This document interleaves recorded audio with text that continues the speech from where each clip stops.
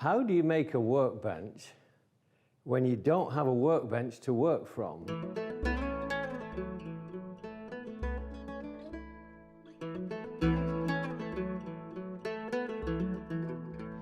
This is probably one of the most exciting times in your life. You've pulled together all your materials, you've got your tools together, and you are about to start the workbench, and there you are on your knees on the garage floor, on a picnic table, on a kitchen table, something like that, and you're about to embark on this process of making your workbench. Hello and welcome to Chats in a Pickle, a podcast where I, your co-host Alan Ibrahim, as well as my best friend and fellow co-host Magellan Fluke, discuss non-struck work in the realm of pop culture and media.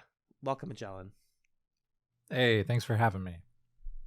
Of course, as is now customary, the joke that I used to do of considering you a guest on your own show is now just part of the canon, because Chats in a Pickle is a new and fresh sort of rejiggering of the Chats formula. Yeah, I'm not an official host on this particular season.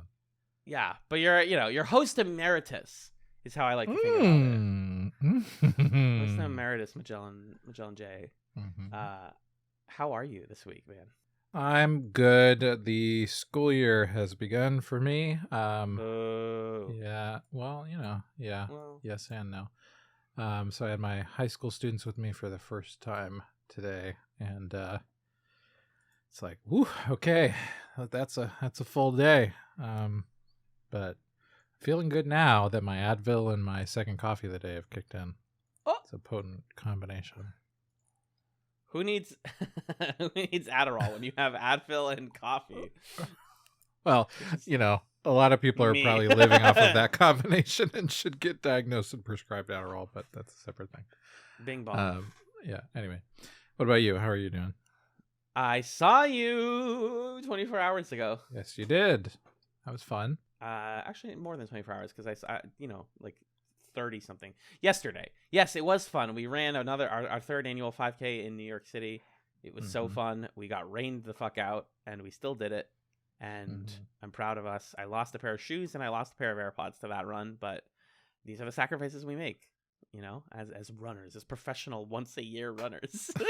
No, it was really fun though, just getting to vibe and chill with you and a girlfriend of the podcast, Amanda, and roommate of the podcast, Sam. Good times for all involved. But otherwise, yeah, it's just I'm right now. I took today off, and I'm in that little funk of like, oh God, life again, obligations, work, ew. So that's kind of been where my head's at today. But I cooked a bunch of food before this, which made my brain feel good. And our topic today. But before we get into our topic, I'd like to introduce the person who recommended it, because this week on Chats in a Pickle, we're taking another listener suggestion. And we figured that listener might be able to help us understand how to put these pieces together to form something cohesive. It's Stefan, everybody. Hello. But very nice. Very nice. Hello, sir. So, avid Chats listeners, longtime Chats listeners will remember Stefan, aka SMK, on the Discord, for covering Passing Through Gethsemane with us back in 2019 on Chatsalon 5. Our Babylon 2019. 2019? Oh my God. So March 11th, long ago. March 11th, 2019 was the last time that you were on the show. And that's honestly still one of my favorite Chats episodes. Just what you brought to it. The intersection of religion and storytelling. A beautiful, beautiful talk there that I highly recommend people go back and listen to, because you're great. Well, thanks, guys. I can report my students found that podcast episode. My graduate students. So, ooh, did they like it? they did. They were like, "Of course you talked about this." That's what they said. You fucking nerd. That's funny. Yeah, it's truly wonderful. So you are a professor, that's correct. What do you teach again? I'm a chemist. So ooh. Chemistry, fancy chemistry, advanced chemistry stuff. Now, did I make the Walter White joke last time? You did not. Ooh. The rare not repeat joke experience. And you can imagine I haven't heard that bit before. Not even once. Not once. Yep. That's right. So you're an educated man, and we wanted to bring your education to this podcast. you recommended an interesting thing to us that it seemed at first was a joke, but we decided in Chatz fashion to take completely seriously. And we're here to talk about a YouTube We're here playlist. to call your bluff. That's what pretty we much do here. You recommended a YouTube playlist to us from YouTuber Paul Sellers called How to Make a Workbench. Now, before we get into what it actually is, we made the call out like, hey, can we get listener suggestions? And for those who don't know, every other week or every third week, the listener gets to pick what we do. You do not have to be on the episode for what you pick. You just can throw it into a bucket. But this is such a particular niche topic that I literally this afternoon was like, hey, Stefan, can we ask you about this? Because, I don't know if we can get an hour out of this. I'm concerned. Okay. And you said yes, and now you're here. So that's right. I also thought it was not going to be serious. That's my last thing, and I'm really happy it's entirely serious. That's the best part. It was dead serious.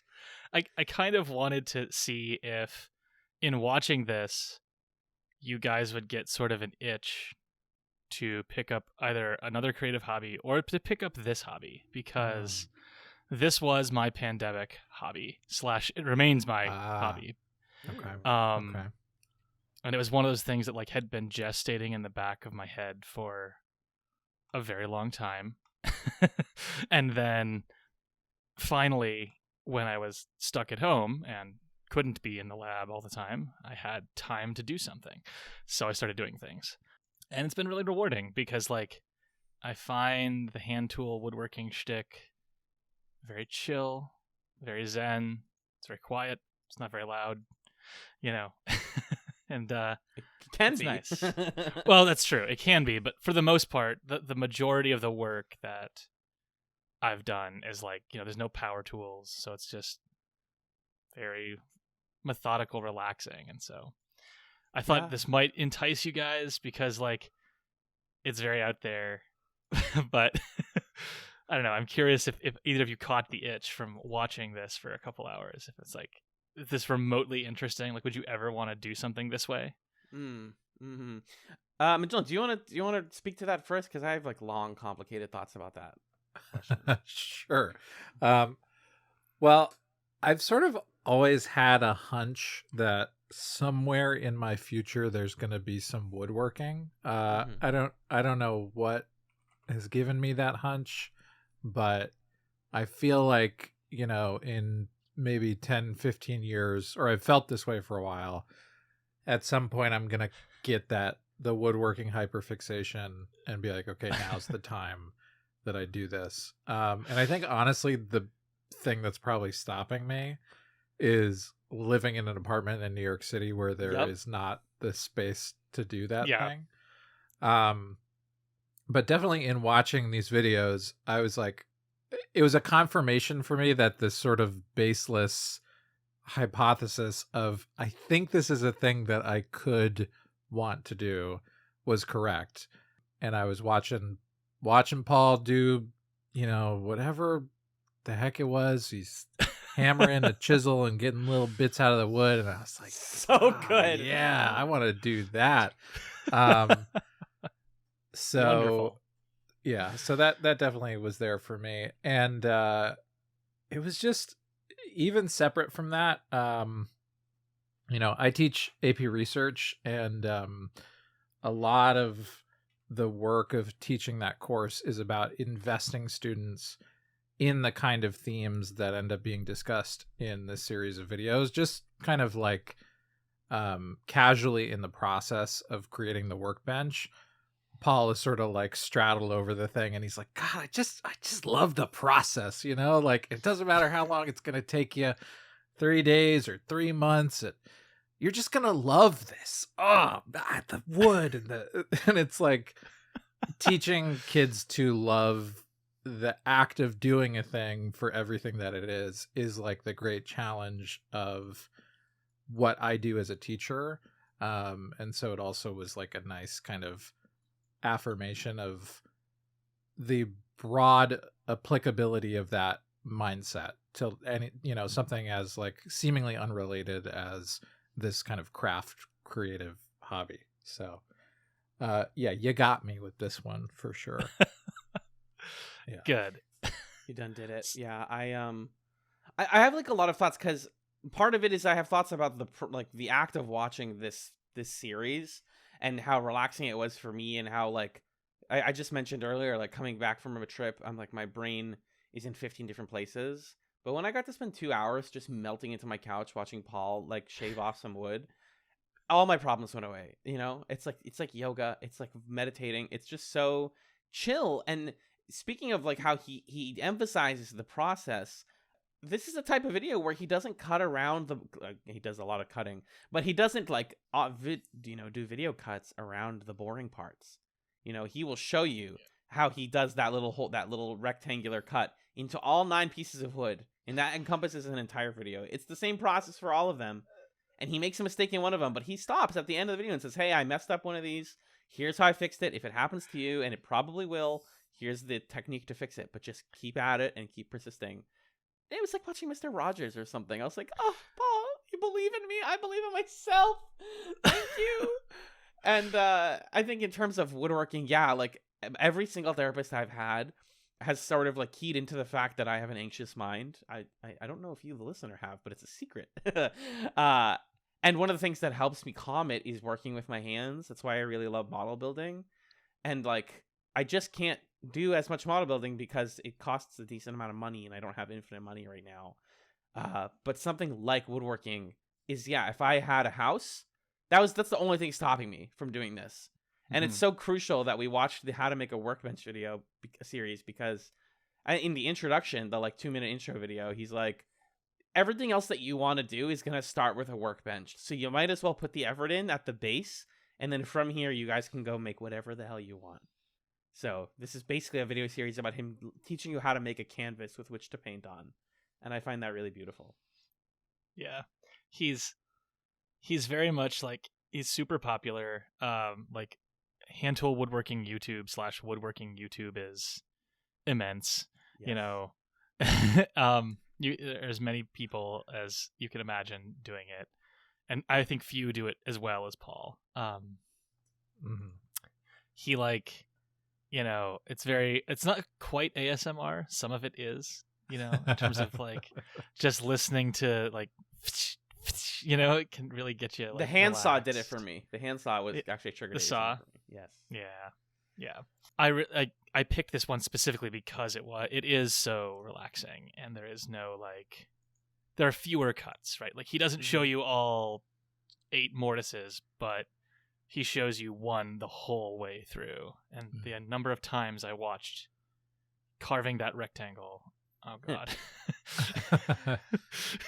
Yeah, there's like, it's so it was really interesting to watch it as kind of like a media product, because it is an incredibly calming series of videos that I just had on while I was playing Baldur's Gate, or while I was like meal prepping, or while I was on the subway.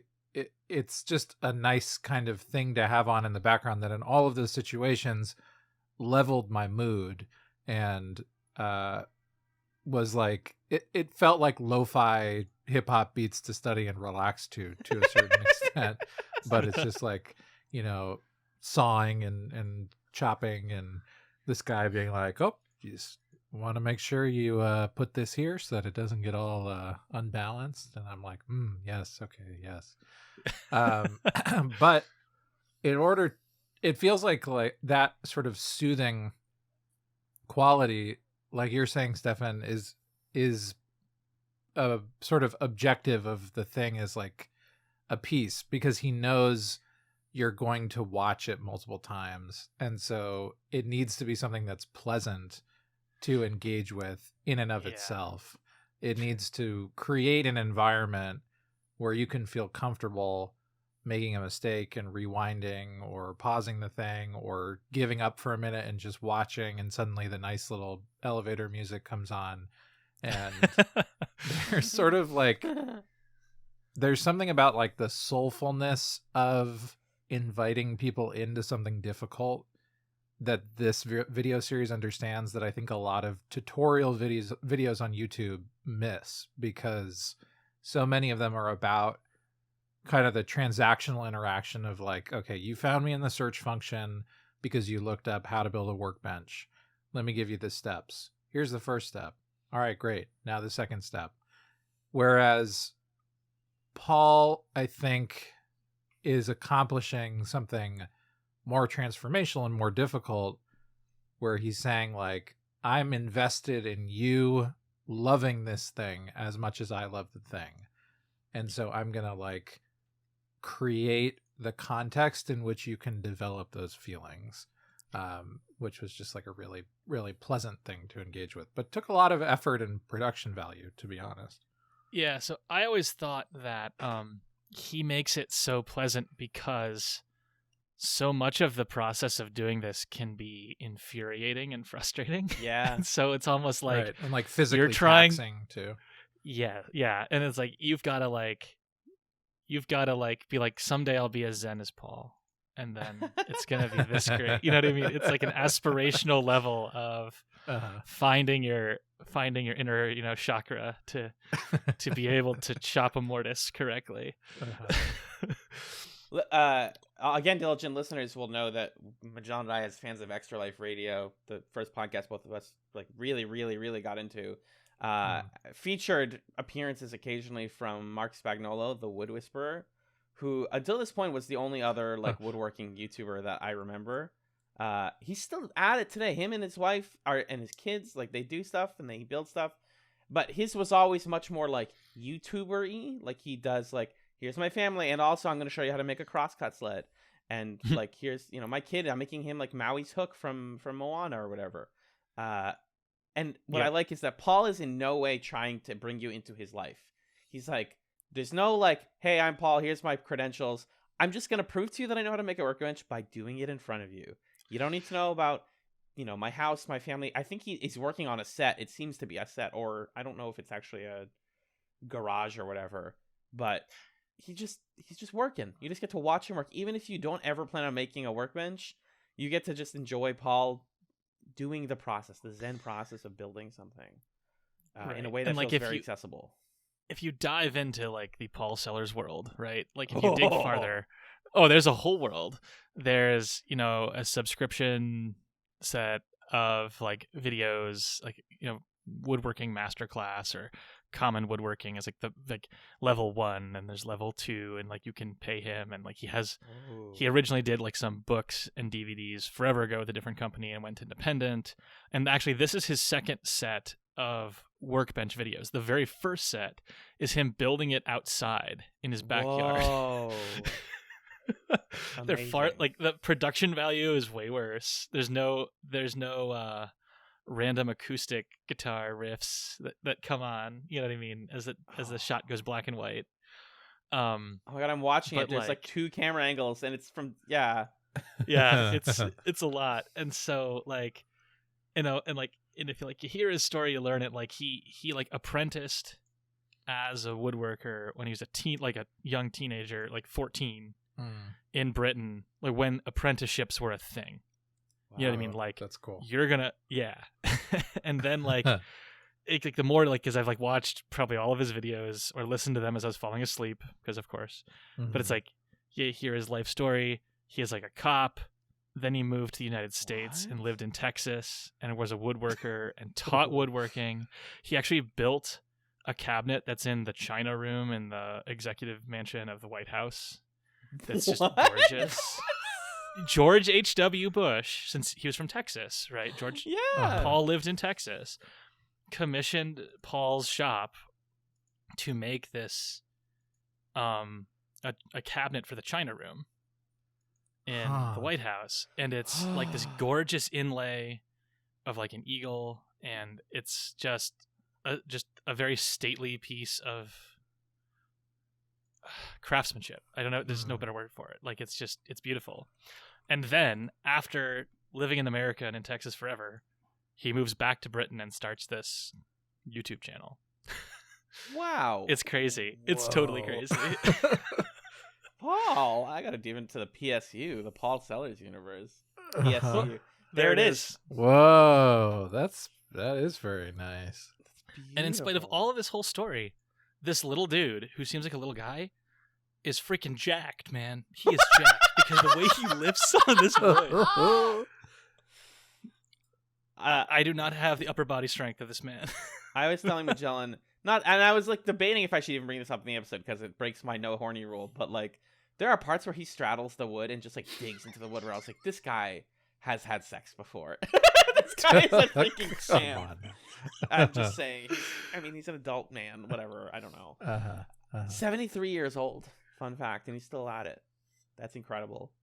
Yeah, I want to learn. I want to read his book. If he ever, I think he has written books. Yeah, Working Wood, Essential Woodworking Hand Tools. Yeah. Yep. Some other things about. Oh my God! I'm sorry. I just looked him up on LinkedIn, and one of my high school teachers is a mutual LinkedIn connection with Paul Sellers. Magellan, can you DM me which teacher it is? I think I would guess who it is. That's amazing. Yeah. Hold on. I just DM'd you. Oh my God, that's awesome! That's so cool. I feel like I'm dragging you guys into your late 30s right now. You know? Yeah, it really feels that way. It's so funny because, of course, like this particular teacher, of course, he's a Paul Sellers guy. He was my chemistry teacher in 10th grade, which is a funny connection. Yeah. Yep. And he was in the Navy, and he does a lot of craft stuff. I think he moved to Maine and wrote a novel and has a Facebook page for his dogs, and it's like a whole it's a whole thing. He's that whole guy, which is awesome. It's so cool how this can be your life, and also, yeah, you're right, Stefan. Like when you get into your 30s, this is like one of the things.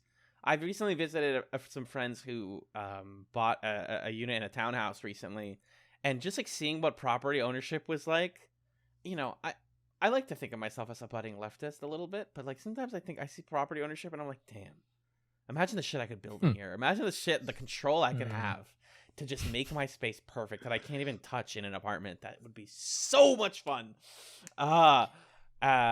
Yeah, and so watching for me, it was the same thing because this was something I always wanted to learn.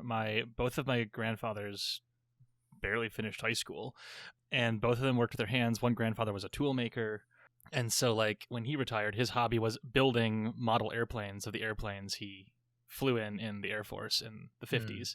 Mm-hmm. You know what I mean? And so I always wanted to build stuff, but like I was a grad student forever. I was a postdoc forever, and you can't have creative hobbies because like you can't afford space to set aside space for creative hobbies. Because unfortunately, at least all the ones I'm interested in take space, whether it's painting or whether it's this, it just, you gotta have like storage, This is the magic of the American garage, right? It's finally a space where you can just do projects and no one will stop. That's the masculine ideal is not like having a wife and 2 kids. It's having a garage where you can break stuff.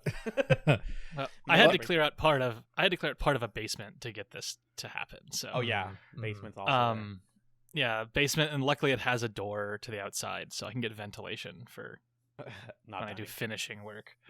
Well, like when you have to coat the things with either lacquer or oil or whatever, like it just, as a chemist, I'm like, you should not be doing this in an unventilated area. You should not be doing this in an unventilated area. Yeah, like you're going to kill yourself. Yeah. It's interesting on what you're saying, Alan, about like the leftist perspective of this, because I also was like, let me just quickly flip through all my lenses as I watch this just to see, where my takes are.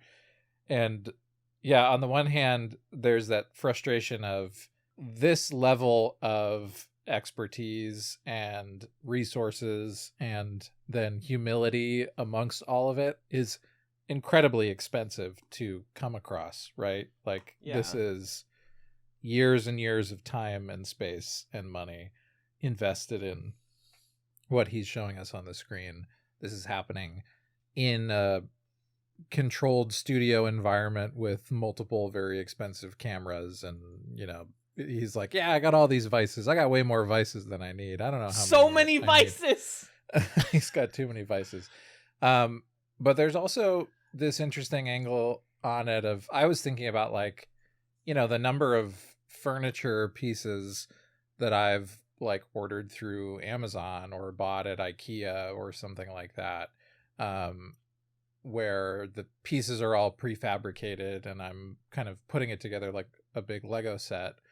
And there's like kind of that, I don't know if this is a thing, but kind of that like that rustic leftist in me that's like, this skill set is a pathway to breaking free a bit more from the market economy, of like, now I have the means, I have the workbench, I have the means upon which I can create other things that I might need. I need an end table. I don't need to go order that online and engage with that system. I could craft this for myself or whatever.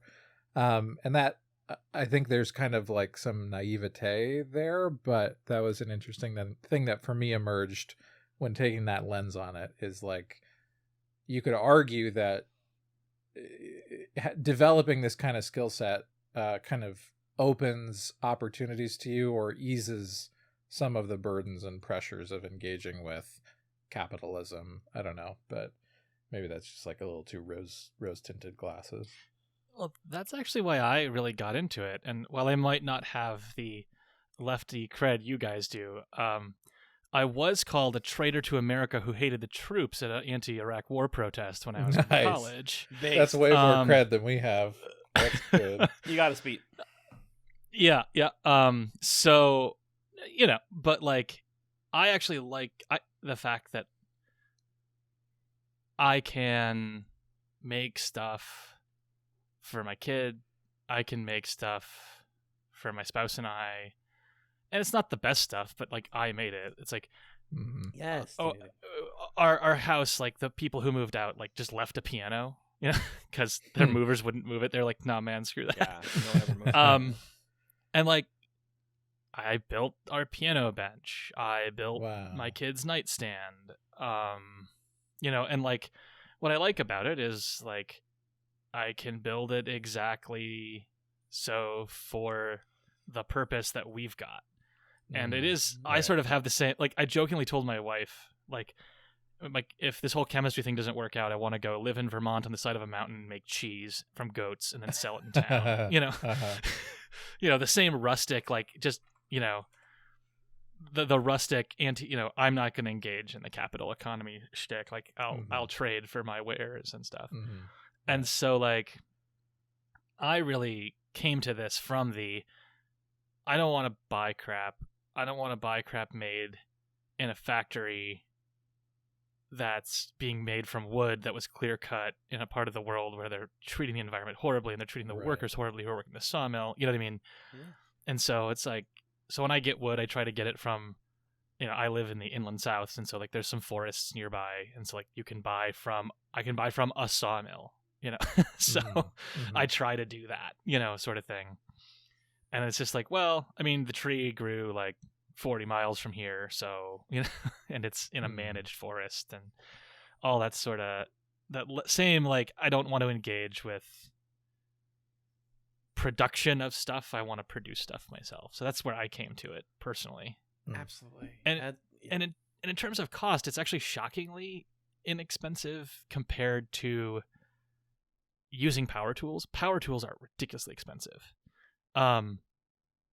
But so again, in my early 40s, have been in my career for a while, and it's a lot of money, but I spent about $1,000 total on all the tools I will ever need to do anything that are hand tool based. And that's a lot of money. That's but like by a comparison, gaming PC, but think about it. Right, yeah. What is that in MacBook Pros, right? Right. And so like, but that's it. And so, and what's kind of cool about it too is that all this hand tool stuff, you've got to do it all yourself, and you've got to sharpen it all yourself. So you're sitting there with stones or whatever system you're doing, however you're doing it, like, and you're just rubbing steel against a piece of rock that's flat, It's very primal. God, yeah. So you said you guys had questions on like the process. So I want to make sure, we focus back on. We've got our vibes. And, yeah. I'm glad you guys got the vibes I wanted you to get. Uh-huh. But it's like, to borrow a phrase I use in class, what questions do you have? So you made this. You made the policy. You made a workbench with the policy editor's help, correct? I made a poor imitation of this workbench. Yes. What's mine poor? is not square. Yeah, it's not square. It's not square at all. Because it took me a year and a half to get to a point when I finally said, I can't keep doing this perfectionism because I had these other projects I wanted to build. Yeah. And what you really need in the workbench is you need that big flat area, right? The workbench, and you need the face vise, the blue thing. He keeps putting that if you skip to the end to see it, and if you ever watch his other, like, this is how I make whatever, every single piece of wood he uses goes in a vise that's attached to that workbench. And the workbench has to be heavy enough to hold the vise. Right. That's one of the main like, purposes of a workbench. Exactly. And so, like, I finally said, I'm going to stop being a perfectionist. I'm going to stop making it try to fit these dimensions. I'm going to stop checking every piece for square because I have really, really, really bad eyesight. And so it was like, that's the one thing that is the bane of my existence is this square? Of course. And so I said, to heck with it. And I made a poor imitation where it's about the same. It's the same pattern. The dimensions are a little bit different. And if you download like his plans for it, it's basically an exercise in, well, you could make it this big, but if it was an extra inch here, you'd have to put an extra inch on the same side on the other side, sort of thing. Right. And so, yes, I made a poor imitation. All in equilibrium, though. That's the thing that's magical about this. Yeah. It has not fallen apart yet, so I'm very happy with that. Oh, I am jumping to the end now. I didn't watch every single episode, but I'm watching him varnish the top, and I'm in love. I need that was what I needed to know. I want to make this. So was that your first project? Like, did you approach it because Paul introduces in the intro video, which is amazing. The first thing he says is, how do you make something how do you make a workbench when you don't have a workbench to make it on? And I'm like, yeah, how do you do that? Yeah. So what was it, your first project? No, it was not. Because otherwise I would have never followed this hobby because it was such a frustrating experience for me. Yeah. So my first project was a couple of picture frames my kid could paint to give to my spouse. My next project was a little table nightstand for my kid. The next project was the piano bench. And the next project was other just sort of like small stuff that was like, I got my kid to be like, hey, I want to make this. And so like they came up with an idea and I was like, all right, well, why don't we draw it? So we drew it and then we would do that together. And then I started the workbench process and then I had to teach in person again and did not have the ability to go down into the shop for my 2 hours between X and Y and fill it with woodworking. And so right. It, like so many things we did in the pandemic, it had to begin to be scheduled, and so the progress slowed down. And so then I finished that, and then I've still got fantasies about tricking out this bench and adding like an end vise, you know what I mean? Like I'm going to add more vices, so I'm going to be able to do this. And then flames on the side. I've also realized, that's right. And then I've realized that like, I really shouldn't do that because at this point, I don't think I can move the thing because it's so heavy. And so it's kind of just, it is where it is and it is what it is kind of thing. Yeah, it is what it is. It is where it is. And so I can now, I have a fantasy of, I have started to pattern a nightstand out of cheap wood for my kid that they wanted that matches furniture that had been made by a great-grandfather that was like passed down. And because I have to do that in cheap wood because I've never done anything that intricate. And then I can go to the hardwood that I was given as a gift, which is like it's not super expensive, but it's expensive, but it's you don't want to learn to do something using expensive material. Right. You don't start with the oil paint, you start with watercolors. So what was the point at which like if you didn't have a workbench, where did you make those other things that you made before you made the workbench? Right. So I made sawhorses in the backyard and I brought them inside. Okay. So he has these very fancy trestles, he calls them. I just have like idiot sawhorses, like the make an I-beam and put this, attach this and shove other pieces of wood or cardboard under the end to make it level, Right. A sawhorse, for those who don't know, is like sort of a mini table without a middle. It's just like legs that you can put things on. Exactly. Yeah. And then I had I bought one of those like workmate things, like the standing. It's like a little table that like has a clamp built into the table. Mm-hmm. It's hard to describe. You just Google Black & Decker workmate, and I'm sure everyone has had someone in their life at some point that they maybe saw this in a garage if you grew up in suburban America. Mm-hmm. If you did not grow up in suburban America, you might not have seen one of these. And so, that's how I did it. And then like the really hard part is since my spouse and I like did grad school and postdoced and lived in huge cities, like we don't have a truck. I find it a cultural point of pride. We don't have a truck. And so like getting wood home was like the biggest, hardest. Like imagine bringing 8-foot 2x4s home in a Toyota Corolla. Right. Brutal.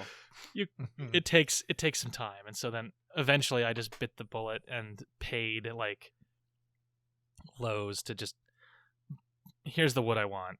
And then it shows up and you just deal with what you're given. Right. You mentioned something in that I think Paul like really digs into well in this, which is that perfect is the enemy of good, right? Like you wanted your workbench to be straight and at some point accepted like it's just I can't make it perfectly straight. It's not going to happen, but you're proud of it and you made a thing. It's better than I'm sure 99% of our listeners could do, and are including ourselves 100%. And I thought that was interesting because he spent so much of the first like 2 videos just shaving down laminate. And I was like, I started Googling. I'm like, why do you have to shave it down so much? Like, what is the purpose of it being straight? And what's beautiful about the workbench process, and what I assume is like very common in woodworking, is that you have a bunch of like rough material that you have to refine before you even put them together, or else you just have like basically parts of a tree in front of you. And they end up straight, bent and awkward and warped. And if there's any weather issue, they get destroyed. And so all of that planing, all of that like flattening out builds towards a cohesive, straight and symmetrical workbench, which I think is really satisfying and beautiful because it's made of its constituent parts. I was telling Magellan that I had like a mini panic attack when I realized that, and maybe this isn't the case all the time, but that top of the workbench, right? That like long and wide top, is several small, long, thin pieces of wood that are glued together, and the gaps are basically erased. Is that correct? That's correct. That's bananas. It's usually 2x4s, right? That you use, and then you make them perfectly flat, and you may have to make them. You have to make the edge sharp and square. Well, you don't have to, but if you don't, then you have to flatten the top, and so then what you end up doing is you make it perfectly flat so that way you can glue it together and use all those clamps. He has a million clamps. Like, oh, I have too many clamps. And like, then you squeeze that together. And then when it's finally done, what's so cool about the process is it's not flat. You have to go and take a plane, which is a hand tool. It's basically, it's a hunk of metal, usually iron. And and then it has a blade that you have to sharpen yourself that sticks out of it, and like you have to run it across the whole thing for hours to get it flat and check with the level and all that stuff. And so it's constituent parts, but like it's also you have to decide where you're going to put your effort, And so like since the laminate was like the first step, like that piece of my bench is like that big block. It's like the perfect crisp, It's just wonderful. And then the rest of it, it's like, no. As you get closer to the end, you're like, okay, this part's straight enough. Like, let me just keep going. I'm close now. But when you're starting, you feel infinite potential, and you're like, I'm gonna plane the shit out of this. That's right. Yeah. And it's, for me, it was the mortises was where he's cutting those rectangular holes all the way through wood. That's where I was stuck for like 18 months or something. It was just like, because it's physically taxing. Like let's be clear. Like, and like, sure, like I'm a academic. Like I don't get a chance to work out and lift weights. And I have a young child, so like I especially don't have the time to work out and lift weights or something. It's like it's physically taxing. It's visually challenging, which is hard for me. And then like you saw how long it took him to do one, and he's an expert. Right. It's just it just has to take long, right? It just takes a long time, or you have to. I remember there's one point where I tried, like, there's some other like tricks, like, oh, you use a giant drill bit and I use a power drill and just drill it out, and then you can just finish it up later. No, like, I have a whole bunch of chopped up wood pieces that we use, for little, fires in our old grill, little campfires for my kid to roast a marshmallow. That's just 3 bench legs that I was being a perfectionist about, and just, they're just crap now. Like, so, because I went nuts and I was like, that's it, I can't take it, and like, just destroyed it. But is, its own sort of release, which is good, according to my therapist. Exactly, it's a good release for you. Did you ever, like, while making it, feel like tapping out? Were you ever like, I'm sick of this, I don't want to continue? Yeah, and then like I went and looked at like this collection of sort of antique tools I'd put together, and I felt silly. Like, oh, you spent all this money, and I was like, oh, I can sell them again. They've actually they've only gone up in value, so like, okay, I can sell them back on eBay where I bought them, because like almost all of my tools are, I have a bunch from the 30s, mostly. Wow. A couple of new pieces. Yeah, I got on this right at the beginning of the pandemic, before everyone and their brother started buying tools. Like my avatar on Discord, that's a hand plane. Excuse me, not a hand plane. That's a router plane. Oh, I've never known what that was. Yeah, and like to buy one of those. So that one there is from 1964. Cool. And to buy one in that condition now costs hundreds of dollars. Wow. And it's so expensive now that Paul made a kit that he sells online for $40 and the plans, and has a whole video series on how to make your own router plane, because they're too expensive to buy now. Wow. Whoa. Yeah, it's wild. He is committed to everyone having the tools. I mean, he no, because it's like, he says they claim they sell them as close to cost as they can. I mean, it's $40 for all the hardware. Like, I believe that they're not making money on this. Right. The tools is not where they make the money. It's the education. That's my marketing brain just turned on. No, absolutely. Right. It's a loss leader.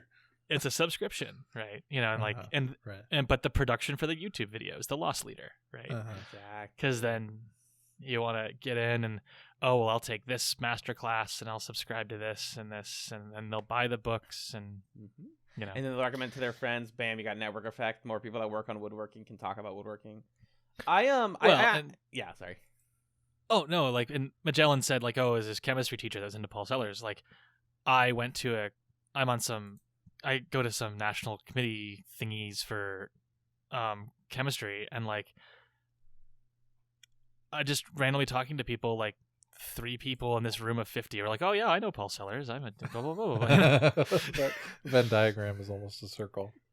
Right, but it's also like, it is that huge network effect. It's gigantic. And like, I got into this because another friend of mine, who I knew in my postdoc days, did the hand tool thing.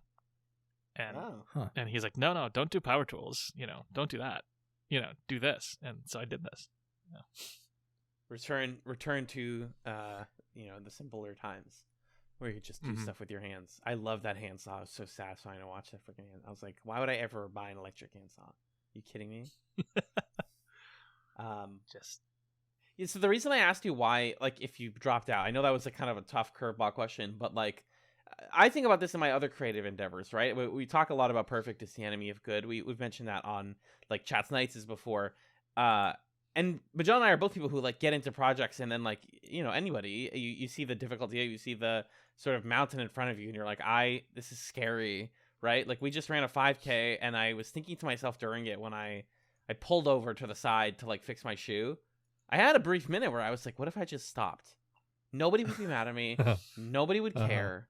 And I could go home and eat ice cream and get out of the rain. And I didn't do that. I just kept going because I was like sunk cost fallacy sort of. I was like, well, I've already like invested the time. I'm here. I traveled to New York to do this. Like, why do I not just finish this? And with woodworking, it's like there's a physical thing in front of you that doesn't go away when you quit. Do you know what I mean? Like, there's something really beautiful about that. Like, it's still there, and you're still gonna go to that garage or that basement, and it's waiting for you. And Paul literally says this in one of the videos. He's like, you know, I'm doing a lot of work here. This is taking several hours. I'm cutting it down. If at any point you're doing it and you feel burnt out, just walk away. It'll be there when you come back. And I almost cried. I just can't believe it. But Paul's like, Paul, I want to bring that energy to all of my projects. You know, the like just to walk away from it and then come back and you'll feel refreshed. Well, and it's such the antithesis of the modern work environment, right? Mm-hmm. Yeah. Right. There's a timeline. There's deliverables. There's boom, boom, boom. You've got to do this by this time, and we have to hit quarterly expectations and earnings, or, you know, what's your retention rate this semester, or how many publications are on that grant, or blah, blah, blah, right? And everything has a time function, whereas like with this, it's like walk away, come back.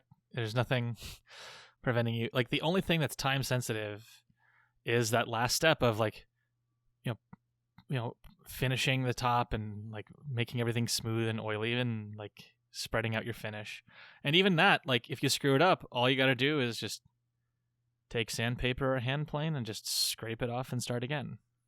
And so it's very much the antithesis of everything I feel like I'm pushed to do in academia. You know, it's like it'll always be waiting there. And like what's cool about it too is like it's you have infinite possibilities.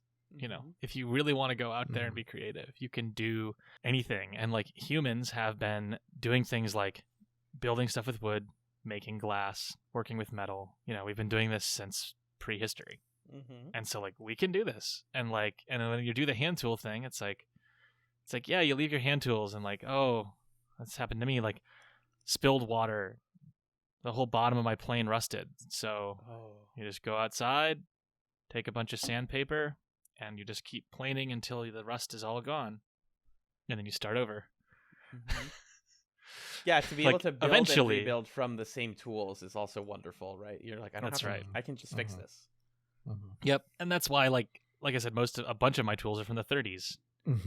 Because that's when people say, oh, they were the best then. You know, it's like they were, I mean, if you can find them, and are, you know, I mean, at a price you're willing to pay that's reasonable, you know, pre-war 20th century hand tools are the best.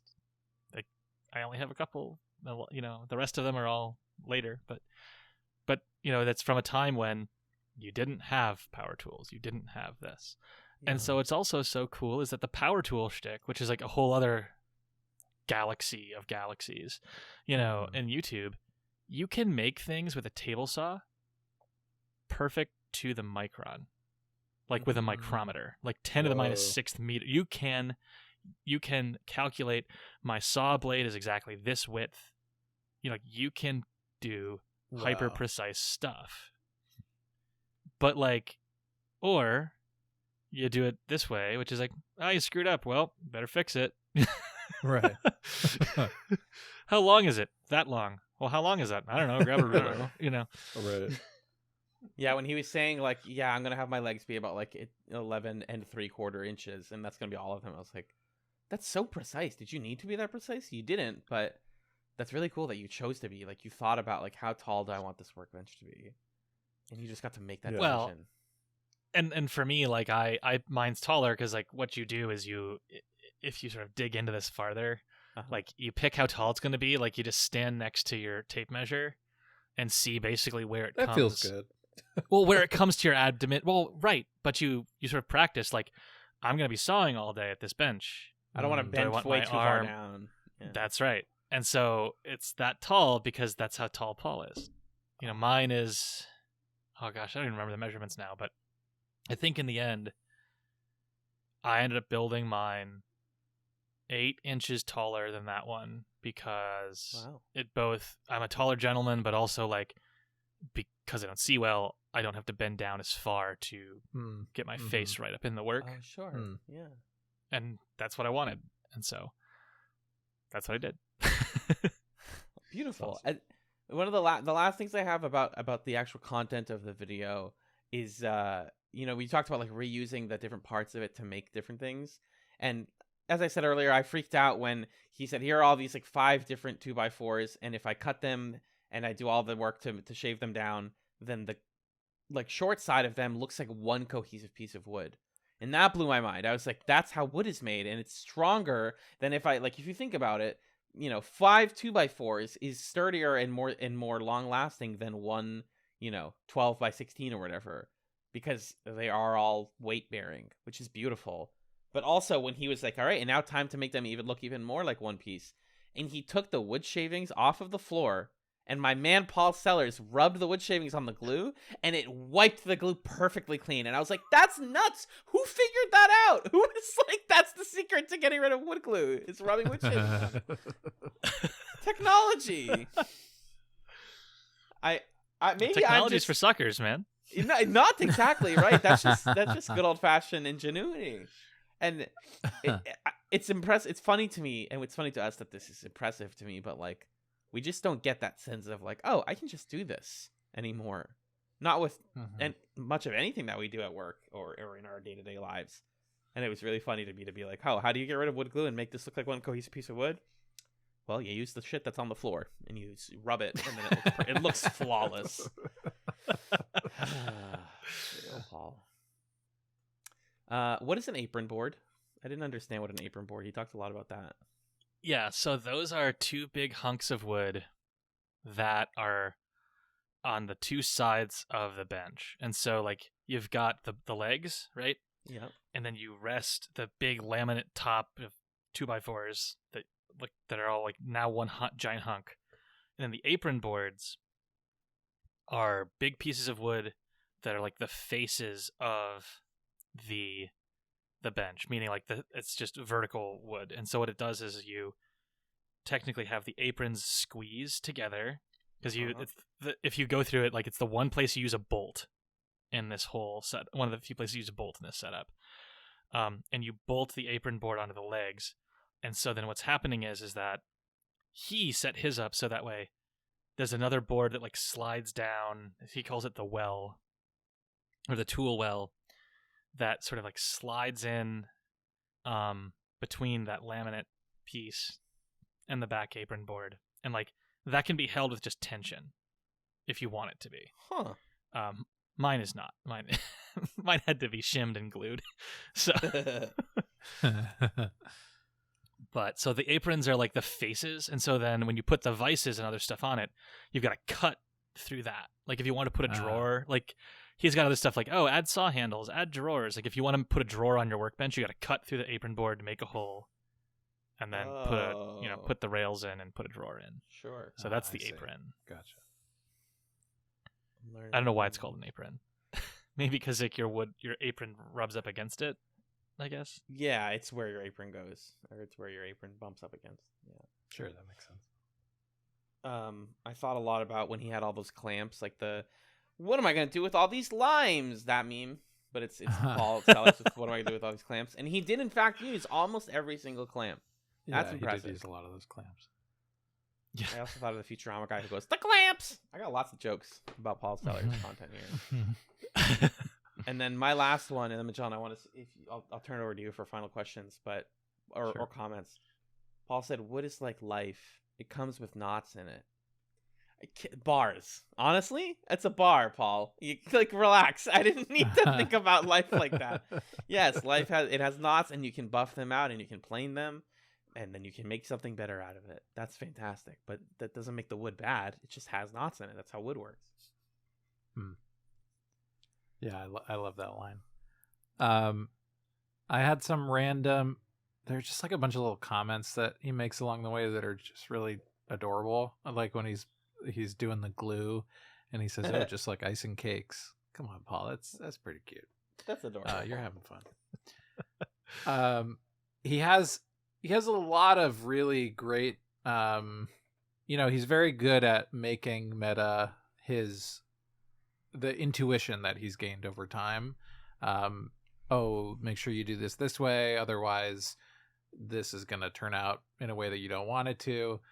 But for some reason I wrote this down. At one point he's like explaining a method to do something, and he says, "I'm not sure why that's easier, but it is." Like there's just still some things that are intuitive just because they are, which was charming to me. That's most of my stuff. I think the last question I have for you, Stefan, is like, having invested the time that you have now in this craft, because we've been describing it a lot as like an alternative to or an escape from, whether it's like engaging in the market economy or engaging in sort of the time-bound work culture that dominates our day-to-day lives. It's sort of like other than what you do on a day-to-day basis. But have you found that this has like influenced the way that you think or approach your job or your life or your relationships? Or is it, a thing that you do to kind of have your own space and time separate from those things? I'm curious about that. Well, it has had the influence of like, so for example, like when mistakes are made, it's like, well, no one got hurt. You can work around a mistake. I guess it's probably more aspirational for me that I could incorporate something that meta, around my training, as right. as a chemist.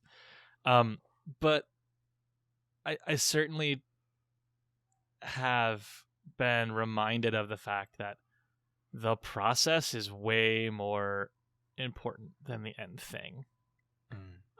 Which, is very true. And that, like, what I really like about it is, like, it's that now I can make things that are imbued with my time, and that's like a more meaningful thing to do, right? It's a hobby that's not just collecting. It's something that grows with you. And then also I'm trying to teach my kid, like, because they're one of those kids who wants everything to be just right, Sure. And it's like it doesn't have to be, like, it can be something else, and then we'll make it something else. And so, like, I try to use it as like a tool to like teach them, no, we'll deal with the problem. Yep, we cut it the wrong length. Guess we're gonna change everything around this and move on, So that's how it sort of changed my philosophy and outlook, or I want it to anyway. Iterative process, right? That's right. That's great. Anything else anybody wants to talk about with Paul or woodworking or making things? Well, I mean, I do want to point this out to you guys that I'm expecting pickle content, as I brought my pickles to this. Oh, your virtual background's killing it. I know. I'm sorry. I have the Vlasic fresh kosher stackers. Yum. So I want to hear some pickle content. And this is what I want. This is what we need. The Discord demands it. Yeah, I posted today. I was at the supermarket. Receive that feedback. We take that. Oh yeah, you're looking for pickles today. The options for pickles at your average supermarket are nuts. There's a lot the picture to choose from. The picture I took in the Discord was not even all of them. There's bread and butter chips. There was kosher baby dill. There was simply pickles. There was kosher dill. There was jalapeno pickles. There was sweet relish pickles. I was like, what's a girl to choose? And they didn't have Vlasic Snackums. They had a bunch of other Vlasic, bread and butter. Stackers. Stackers seem like maybe the play if I'm going to get back into pickles. I don't want to like invest in a pickle and then not have it be the one that's good for me. Right. You got to get a whole jar. Yeah. I feel like you need to, sort of ease back into it with relish. That's what you need, man. Relish. Oh, sweet gherkins. Maybe I'm a gherkin girl. Oh man.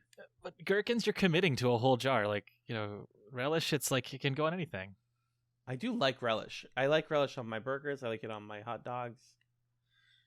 I'm just the only one in my family who eats it, so we don't buy it that often because it's like, I think I need to just buy like stackers, the ones that are pre-cut. You can just dip your hand in there and bite into it real good and have one. Because they do sell the ones that are like a full cucumber, like the baby dills, and I don't want to. I'm gonna throw away the head. I don't like the head of a cucumber or a pickle. Tastes weird. Well, maybe what you need to do is we need to combine the vibe of creating with Paul, and you need to make some refrigerator pickles. Oh, you need to make them yourself. I could. Wait, what do I need? I need vinegar. I need cucumbers. That's probably it. Water. That's probably all you need. But if I want to make like maybe some dill, right? Something to flavor them. Water, vinegar, and seasonings. What are the seasonings, though, Google? Come on. That could be fun. Oh, rice vinegar, maple syrup, or sugar, fine sea salt, red pepper. We'll put that in our back pocket. That's not a bad idea. I mean, maybe that's the last Chatz in a pickle. The last pickle is pickles. That we made ourselves. I really like that idea. Yeah, me too. You hear that, Hollywood? Come on, let's figure this thing out so we can make our pickles. That's Vlasic, please call us. But we can't. We're not. This isn't litigious, but I want you to pay us. I would like that. Golly. Well, speaking of pickles, first of all, I want to say thank you, Stefan, for being here. Yeah, thank you. Enlightening, honestly. Well, thank you for having me. It's always good to talk about woodwork, Paul Sellers, the weird vibe you get when you just start making stuff, And it's a lot of fun. The magical places that can take your brain, right? Like you're thinking about life and family and all that good stuff. Yeah. Do you have anything you want to plug? Where can people find you on the internet, or what would you like to? Also, you have a Chatzum. I'd love to give you an opportunity to do a Chatzum. Yeah, I thought about a Chatzum, and I'm just going to plug for my Chatzum, Vlasic kosher dill stackers. And if you really want like some content to consume that's not struck work, I strongly recommend finish out Paul's Workbench or go to his like I am building the workbench in the backyard shtick, because that one's pretty wild. Mm-hmm. Yeah, the old ones are pretty fun.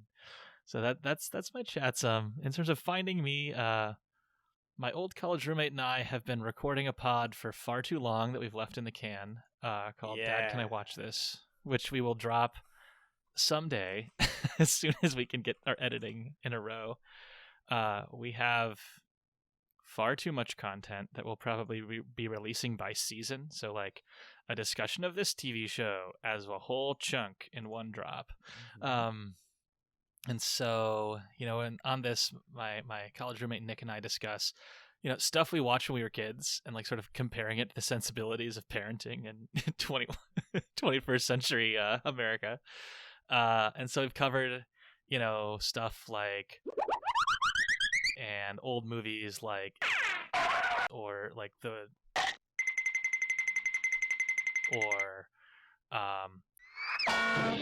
like super deep cut weird stuff. And so when we get a chance to drop that, I'll let the Chatz universe know where it's at, and but that's what we're doing. Amazing. Yeah, I'm always in favor of let them cook. Let the podcast sit in the tank. I have a lot of friends who ask me like, how do I get into podcasts? What about releasing? And it's like, don't release it. You can release it eventually, but sitting on them, I have like 3 talking marketings in the tank right now that are not going anywhere until I decide that they're going somewhere. I love that, and I wish you the best of luck, and we're very much down to help you promote and produce that however we can. Well, I mean, right now it's all struck work, so we're not gonna drop anything. Whoops. Someday. Yeah, sorry. So, yeah. Whoops. No, it's great. I'm excited for eventually when the strikes are over, and we can promote that stuff again. Speaking of pickles, though, I gotta tell you guys what we're doing for the next pickle, right, Magellan? Yeah, do it. What do you got? Okay, well, we're talking about making things, we're talking about creating things, and the avenue through which I have gone down YouTube rabbit holes and found a lot of joy in like making things and seeing the finished product is cooking. And you know, I've definitely chatted a lot of cooking YouTube channels before, and I'm not going to recommend a YouTube channel. For my next pickle, I'm recommending that we discuss a book, specifically Kitchen Confidential: Adventures in the Culinary Underbelly by Anthony Bourdain. This is my favorite book about the cooking process of becoming a chef. Anthony Bourdain, my favorite chef, rest in peace, the legend himself. He had such a beautiful understanding of different cultures and their food and what makes how those things work in harmony. And Kitchen Confidential is a wild, hilarious, kind of dark, kind of fucked up, but kind of funny journey through his sort of life story. And I would like us to read it at least if you can sit down for 2 hours. If you prefer, the audiobook is read by him and it's very good. Either way you consume it, you'll have a great time. Cool. I have not finished it in many years. I've like dipped into it and tried to reread it and never done it. So Kitchen Confidential is my next pickle for us. It's relatively short. It's possible that we can finish it. We'll see. Great. Looking forward to it. Yes, indeed. With that, I think we can take it to the plug zone. Majan, I'd love to do the plug zone for us, if you don't mind. Please, take it away. Amazing. If you have questions, comments, concerns for us, our email address is chatspod@gmail.com. That's chatzpod@gmail.com. I always like to link the entertainment fund if you want to support the actors, writers, creatives that are out there striking right now. We are at Chatzpod on Twitter, aka X, aka Elon's hellhole, if you're still on there. And if we're still on there, we are Chatzpod on Blue Sky as well. We are Chatz the Television Podcast on YouTube, where we're putting episodes of the podcast right now, and also when we do streams over on Twitch, twitch.tv/Chatspod, the archives go on that same YouTube channel. You can catch last week's archive of our Baldur's Gate 3 stream, which was a hilarious disaster. And I mean that in the nicest possible way. If you like the podcast and you want to support us, you have a couple ways to do that. You can rate us on Apple Podcasts. Just click a rating. I don't care. Hopefully it's a 5-star. I like to think we're a 5-star show. You can do that same thing on Spotify. You can give us a little bit of your money. It's patreon.com/Chatspod. $1, $3, or $5 a month gets you all sorts of bonus content. And as we continue to pivot away from struck work, we're not exactly covering movie commentaries or anything like that anymore, but those are still there from the past, from a pre-strike world. And if you back us at $5 or more, not only do you get all of that content, but you also get thanked at the end of each main feed episode. So as of today, our $5 plus patrons include Arthur, Emrys, Jen, Justin, Kat, Lee, Marcus, May Louise, Michael, Magellan's mom, Nick and Pat of the Brothers at Infinite War, Noel, Six, and Stefan. Thank you for supporting Chatz. Look at that. If you can still stomach putting our name into another URL bar, you can type chatspod.com into there and you'll see our cool website. If you want to know who made our podcast art, her name's Camilla. She's at Camilla Strader on the social medias. And before we wrap it up, we got Stefan's Chatsum, and it's time for our Chatsums. Magellan, what have you brought to the table tonight? Well, first off, I forgot to mention, but I thought this was funny, the way that watching Paul Sellers changed my YouTube algorithm almost immediately. Same. YouTube was like, fuck, okay, do you want to watch this video of how to properly load your dishwasher? And I was like, not right now, but I'll save it for later, sure. And they keep being like, shoot, fuck, this is your new thing. Okay, we're gonna serve you up here. Let me just go to my front page. Well, how to make a workbench, part 4. Yes. Okay. All right, YouTube's kind of calmed down. Never use this to make furniture. There's a type of wood they don't want me to use, it seems like. Anyway. Okay, YouTube has kind of returned to my algorithm. I was getting ads during the videos that were like, "Are you a property owner looking to refinance your house?" And I was like, "Whoa, whoa, whoa! No, you've messed it up. You whipped it. You whipped it." That's funny. But speaking of YouTube, my Chatsum is a YouTube recommendation. I've been playing tons of Baldur's Gate since our last episode. I'm loving that game very much, and I would recommend it.